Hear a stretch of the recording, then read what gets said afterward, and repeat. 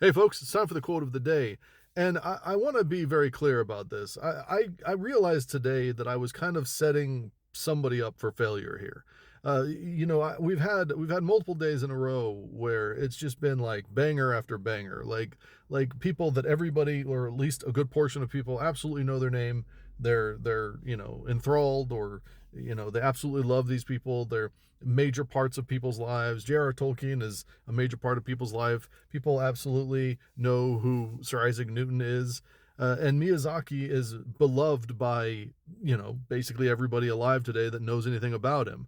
So it's a hard act to follow. And I know that when I start to get to where, we have a day where it's a little less known people, it's going to seem like it's not that big a deal. Well, today may be that day for some of you, but the reality is that this man is just as accomplished and just as revered in his time as any of those other gentlemen that I've recently used their quotes. Today, we're going to be quoting a man named Carl Sandburg. Now, you absolutely should know who he is. Unfortunately, our education system being what it is, and in general, a lot of life has kind of moved past poetry, so people don't tend to think about him as much anymore, and that it really is a shame because Sandburg.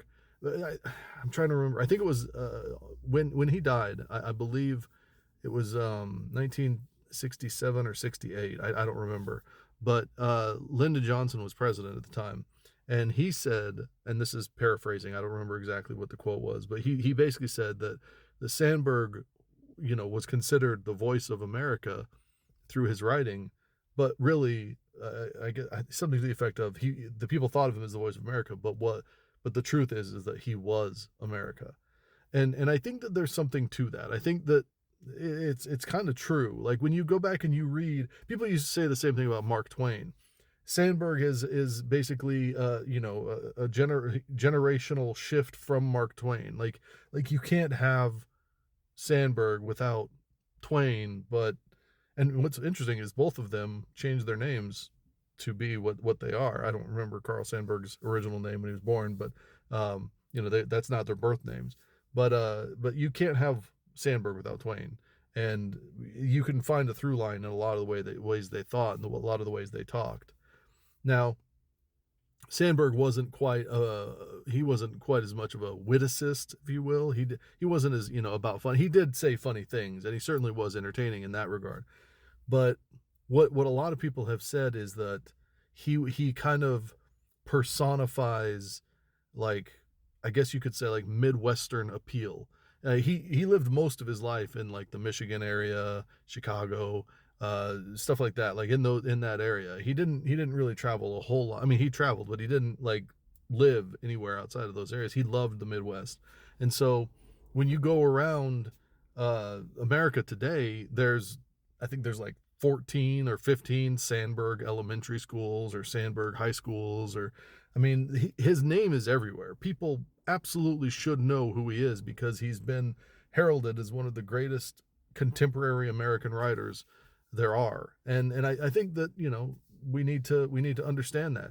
They're not all going to be Sir Isaac Newton, right? Like that's you're not all going to have something from somebody that is going to literally change the world every single day.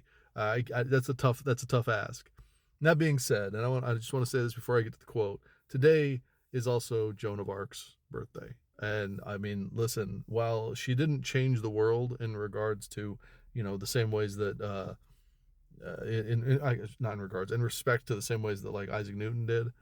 I want to take a moment to say, think about Joan of Arc because I mean, first of all, she's a fucking saint, and second of all, she is a personification of what men have done to strong women for all time, really. And I think that that's important. I didn't want to quote her because her quotes are very short, and I did a short quote yesterday, so I wanted to do one with a little bit more meat on it today. But I just wanted to give her a moment to honor her on her birthday. So today's quote. Okay, before I get to that, I actually cut there because as I started to read it, I realized that I'd used that quote before for quote of the day, and I didn't realize it when I was thinking about it because it's just such a powerful quote. When I read it, when I see it, I just want to read it and share it. So I gotta switch. I gotta switch here, and so we're gonna switch it up here and go with a different quote. But let me give you the quote that I was originally going to read because, like I said, I've done it before, and when I read it, maybe those of you that saw that video will remember it. I don't remember what day it was or when it was, but the quote was going to be, "Time is the coin of your life. It is the only coin you have, and only you can determine how it will be spent. Be careful lest you let other people spend it for you." Now, I'm not going to go into that quote because I don't think I need to.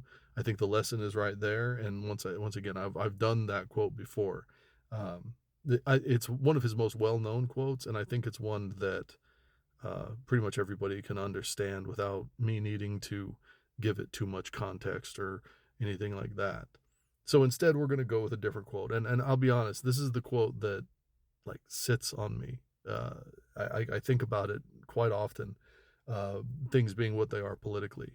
Now, before I get to that, though, I should tell you, Sandburg was he was somebody that kind of flowed in his political leanings. When he was younger, he was a democratic socialist and was very, very proud of it and very happy with it. But when World War One came along, he didn't like the fact that the democratic socialists basically said we shouldn't get involved in the war, and was they basically stood their ground against getting involved in the war. And he very much saw that we needed to be involved in it, and so he sided, I guess you could say, with Woodrow Wilson and got into and, not got into the war, but got was vocal about getting into the war.